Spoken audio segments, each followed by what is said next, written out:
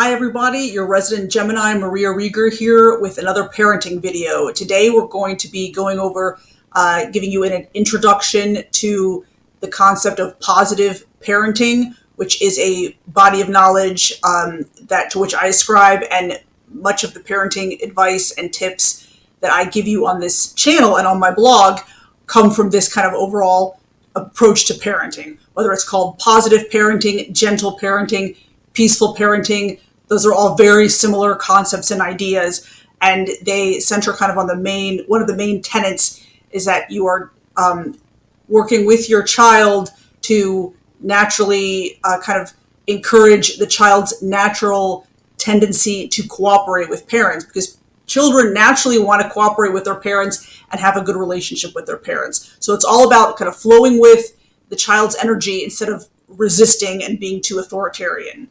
So we're not going to talk too much about astrology in this video. I always, or almost always, bring astrology concepts into my parenting tips because I think that astrology has a lot to offer in understanding our children and becoming better parents. But today we're going to give you a general overview of the main tenets of positive parenting. So let's go ahead and start. The first main thing is that it revolves around the concept of positive reinforcement. I'm sure you've heard this before.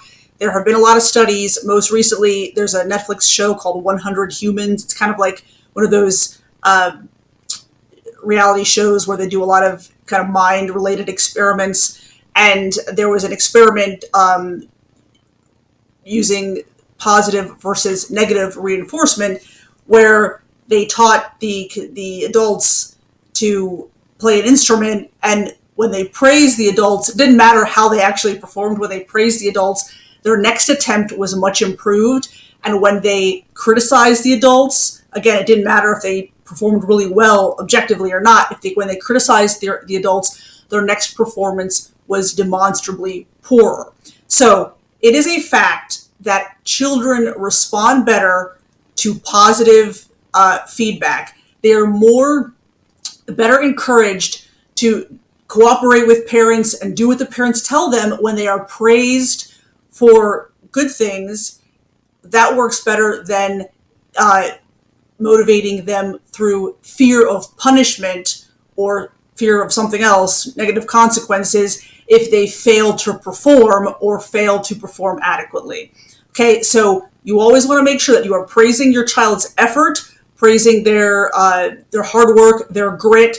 You want to do that more so than praise intelligence. You always want to foster more of a growth mindset than a fixed mindset. And one of the ways you do that is by always praising their effort and their progress. Even a little bit of progress is still progress. So even if they don't do something perfectly in your mind yet, praise the progress. So that's the first main thing. The second tenet is mutual respect. You have respect for your children just as you would like them to have respect for you, especially as children get older and get more independent and they want to have more of a say in things that affect them and what happens to them and their lives and how they spend their time and their what foods they eat and things like that. You have respect for that, and you make sure that they understand that their needs matter, their wants matter, and their preferences are valid, even if they are not your preferences. So that doesn't mean that you always have to cater to whatever your child wants. You could tell them, well, we can't do that right now, but I know it's important to you,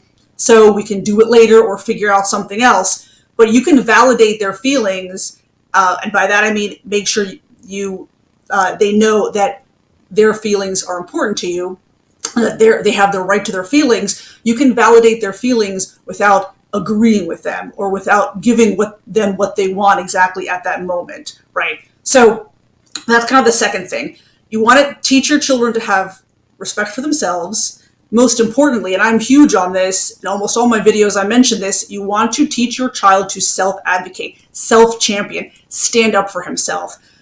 A lot of parents seem to place a lot of value on abject obedience. I'm kind of the opposite. I am more concerned with those children who are compliant and who never express preferences. I am more concerned about them than about children who talk back and explain their preferences and advocate for themselves. Because the children who are very compliant, more often than not, grow up into adults who allow themselves to be taken advantage of because they have been taught that compliance with somebody else's wishes is more important than their own wishes and desires and needs. That they have been taught to abdicate their self-autonomy and delegate it to someone else. And that's, to me, is very dangerous, because that sets the child up to easily be manipulated as an adult. And I speak from personal experience on that. So it is perfectly okay. In fact, it is essential that your child know he can self-champion. Some parents use the phrase talking back. I don't like that phrase. I think children should be able to self-champion. Children should be allowed to say whatever they want to their parents as long as they are civil and respectful. Not use bad words, not use a harsh tone. And you can say that. Please use a nicer tone with me. And if they use a bad word with you, you can tell them, if you use a bad word with me, there will be a consequence. You will not have screen time for a day or whatever. There are ways of dealing with that. It does not mean that there are no consequences. But children are allowed to express their views and self-advocate. Okay. Also, you want to teach your children empathy, and the best way to do that is to show empathy for your child. Validate feelings. Remember, when I was younger and my kid was younger, when he would have a problem, I would always want to solve it first, right? Just solve the problem, and I just thought that he would be naturally happier and more fulfilled because I solved his problem. So when he was very young, before I really taught him to self-advocate more. But I realized later that children need empathy from the parents first before kind of the practical help, practical solutions. So I had to teach myself to empathize first, validate feelings first. I'm sorry that happened. Is there anything I can do right now that must have made you feel, crummy or whatever? And then you can offer help and support. So always remember to validate feelings. Okay, next. Prioritize the close relationship with your child before trying to correct or address any behavioral issues or problems. Always make sure the child's needs are taken care of, including emotional needs, before you address any behavioral concerns. That includes emotional needs. Make sure the child is loved unconditionally. Obviously, you love him unconditionally, right? Make sure that he knows that, more importantly. It's not always apparent to the child. And it's not because parents are, hurtful. It's because it's hard to, when you're in the day-to-day parenting mode all the time, it's hard to step back and look at everything from a detached manner. So make sure your child knows that he is loved unconditionally, that your love for him does not depend on his behavior or anything else like that. So when we say prioritize a relationship, make sure the child's needs are taken care of, we're including emotional needs, emotional fulfillment. Remember that if children only needed food, clothing, and shelter to be happy and emotionally fulfilled, then orphanages would be the ideal parents. And we all know that that is not the case. Okay, so remember that your child has emotional needs too, and make time during the day to connect with him, spend distraction-free one-on-one time with him so that he can tell you about anything that's on his mind or he needs to talk about. Okay, so when you prioritize a close relationship, and this is another main tenet of kind of the positive parenting concept, when you prioritize the relationship with your child, and your child knows that he is important to you and his feelings and wants are important to you and that you love him unconditionally, he will naturally be more inclined to cooperate with you, including do what you tell him to do. And you will see this play out, and it's really a very cool thing when it does. My son, for example, a couple examples. Last week, he's been home with me over the summer. So last week, we did some activity in the late morning, and then I went to shower, and he took the initiative to prepare lunch for us, for both of us. I did not ask him to prepare lunch, but he went ahead and did, and he was very proud of himself that he did that. And it made him feel good to kind of be independent and self-sufficient, and I made sure to thank him very much for doing that. That was very kind of him.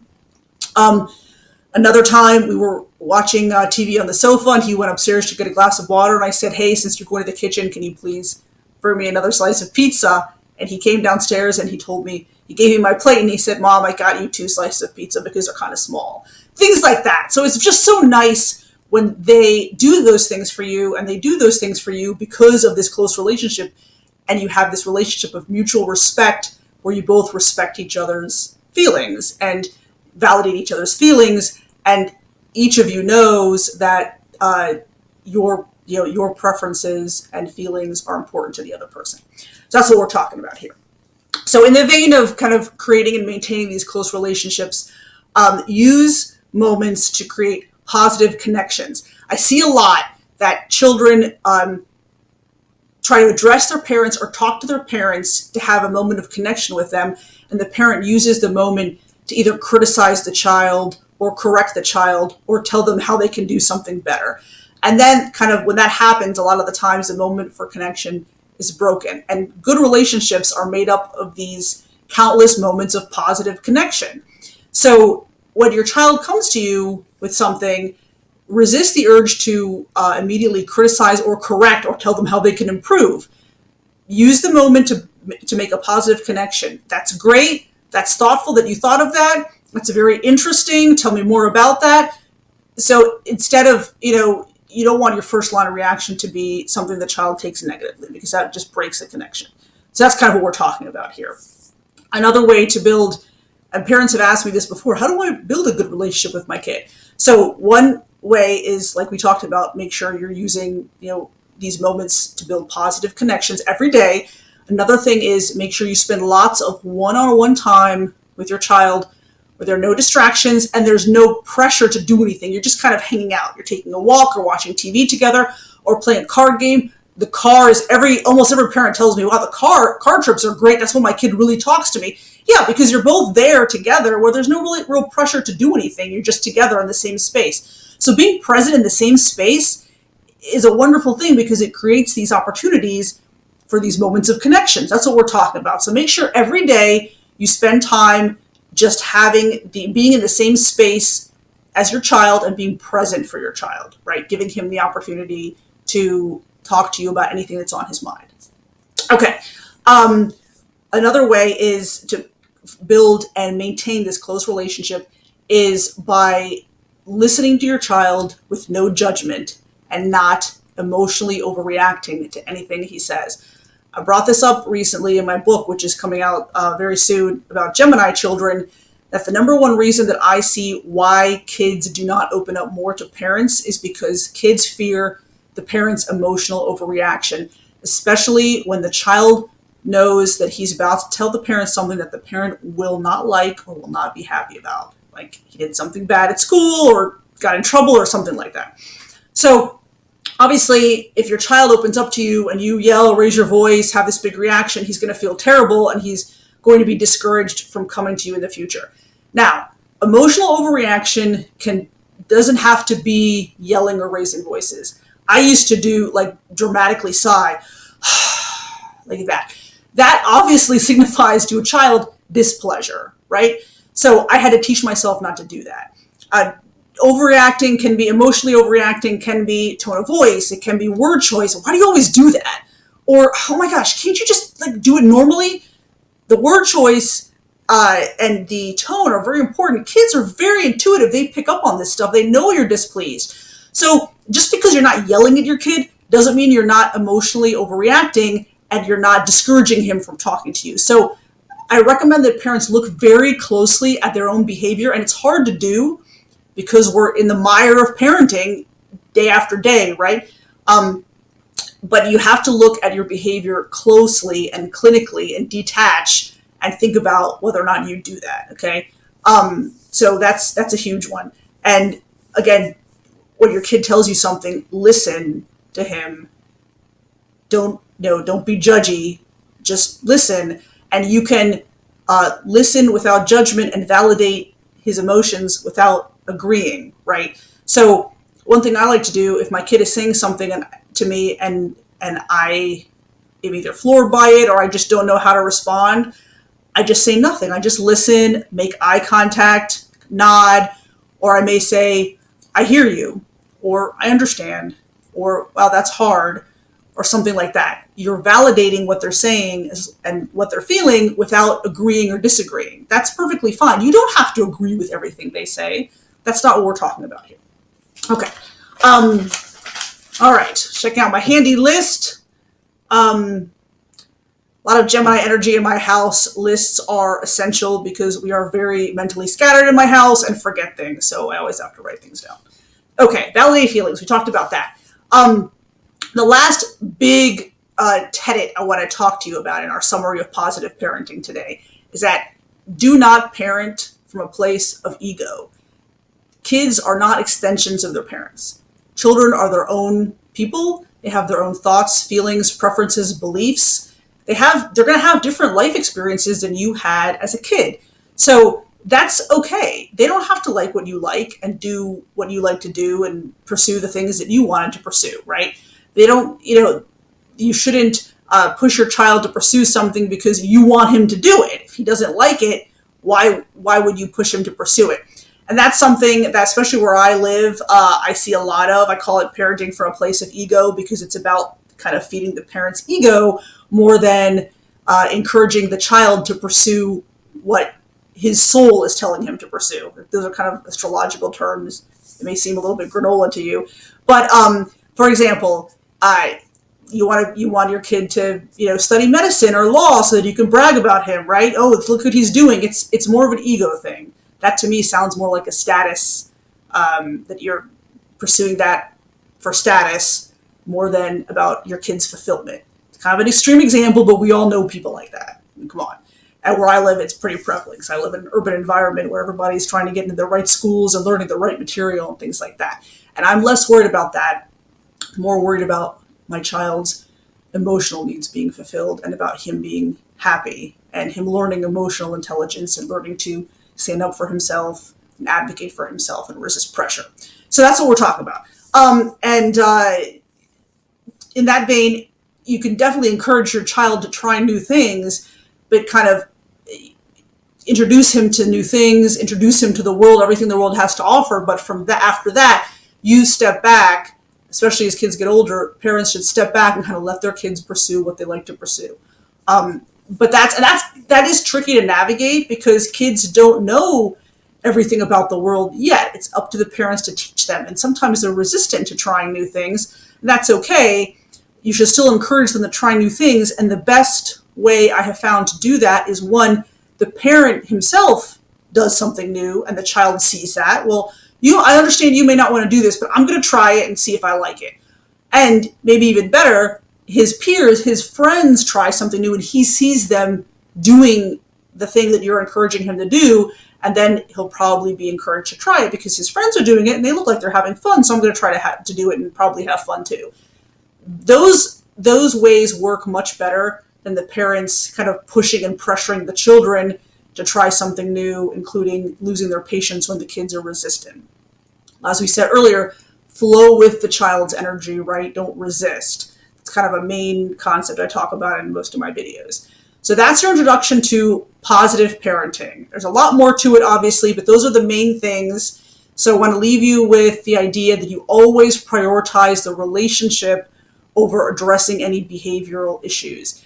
A lot of behavioral issues stem from the child going through a difficult time, and you want to make sure that you are always receptive to your children when they want to talk to you, especially when they're going through difficult times, right? So that you can address them together. So that's all I wanted to share with you today. We'll be back on very soon, and until then, I'm signing off, and I'll put some reading recommendations in the comments. All right, thank you. Take care.